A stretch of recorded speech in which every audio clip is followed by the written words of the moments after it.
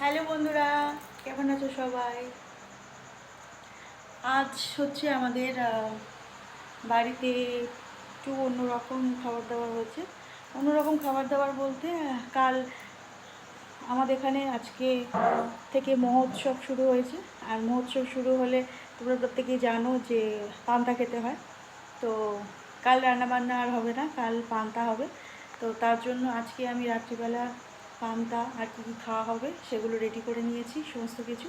তো তোমাদের সঙ্গে শেয়ার করবো কী কী করেছি। তো অনেক কিছু করেছি, আবার দু একটা রকম জিনিস বাকি আছে যেগুলো না করলেই নয় কালকে। যেমন কালকে একটু বেগুনি করব, সেটা গরম গরম করব, সেটা তো আর আজকে করে রাখলে হবে না। একটু বেগুনি করব, আর যখন বেগুনি করব তখন তার সাথে একটু আলু ভেজে নেব। আজকে কী কী করেছি তোমাদের সঙ্গে শেয়ার করছি। এই যে পান্তার জন্য আমি ভাত একদম ঝরঝরে করে ভাত করে রেখে দিয়েছি। আর এই ভাতটাকে আমি একটু ঠান্ডা হয়ে যাক বা রাত্রিবেলা জল দেবো, আর যদি খুব গরম থাকে তাহলে আমি কাল সকালে জল দিয়ে দেবো। এটা পান্তার ভাত। তার সঙ্গে থাকবে বাঁধাকপির চচ্চড়ি।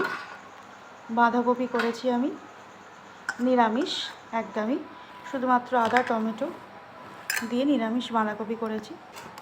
আর তার সাথে এদিকে আছে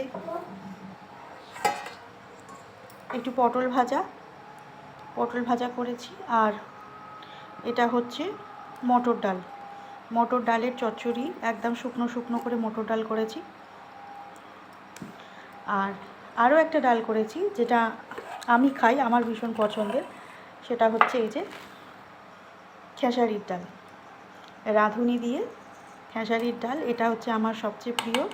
এটা আমার বাড়িতে রান্না পুজোর সময় এই ডালটা হয়।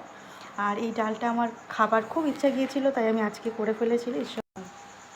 ভিডিওগুলো যদি ভালো লেগে থাকে তাহলে অবশ্যই কিন্তু লাইক কমেন্ট শেয়ার আর সাবস্ক্রাইব করতে একদম ভুলবে না।